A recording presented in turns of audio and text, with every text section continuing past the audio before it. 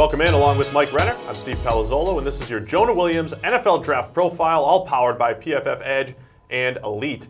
Jonah Williams, let's get it out of the way right now. Tackle or guard at the next level, Mike? Offensive tackle. If you're not evaluating him as an offensive tackle, I do not trust you as an evaluator because wow, ouch. That's where he played in college. His arm length is over 33 inches, and the only way I can say, yeah, move him to guard is if you have two quality tackles. The amount of teams that have two quality tackles in the NFL, you can probably count on one hand. Well, there's a difference between a team that has tackles, you draft Jonah Williams, maybe you start him at guard, eventually move him to tackle, and it's just a depth type of issue. But you're not looking at him saying, oh, that's it. Yeah, he can't play tackle, especially because the NFL has a bit of a tackle problem. Yes. It's not like they're overflowing with great tackles.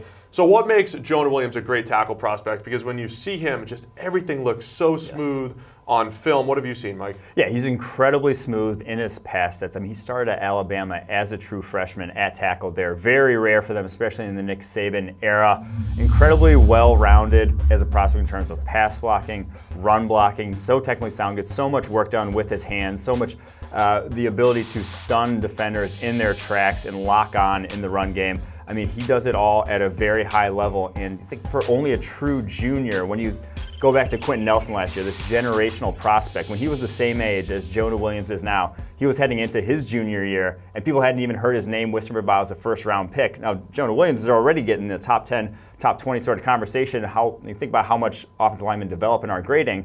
If you gave him 2 more years, he would have been maybe this generational prospect, but already as a true junior is getting rumored to be top 20. That's why he's our #1 offensive lineman. So the youth working in his favor. I love, we talked about how smooth he is, just the patience in his pass sets, always feels like he's under control. He's fantastic against stunts too. There's so many times, you know, when we're going through the play-by-play grading and you just see, all right, who screwed this stunt up? The guard, the tackle, they're just not on the same page. Jonah's always in control. He sees them really well. He was our highest graded pass blocker against stunts, #2 against blitzes.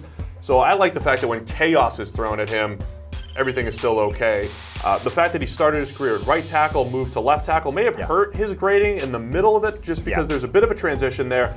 But over time, guys know how to make that move, and he's got experience on both sides. Exactly. 3 years now of quality grades. Graded out well as a freshman, still graded out well as a sophomore, not as good as we thought he would have, you know, in terms of making a progression, but he did switch from right to left side. But I think that sort of just adds to his game, adds to his skill set, adds to his value at the next level. Now you feel comfortable playing him on the right side or the left side, or even kicking him into guard if that is your prerogative. But the biggest worry to me is he's just not special athletically. You know, a lot of the high-end tackles just look different in terms of strength, athleticism.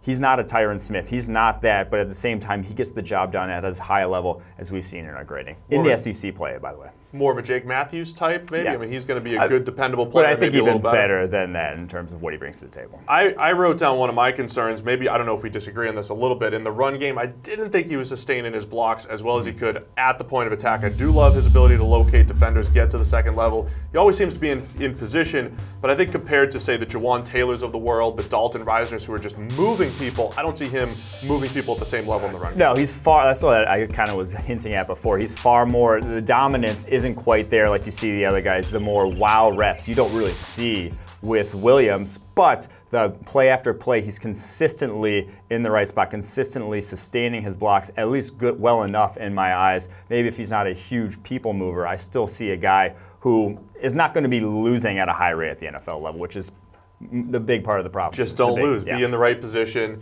Be between the blocker and the QB is in pass protection. So that's why Jonah Williams, our #1 offensive tackle on the draft board, not a guard, Mike.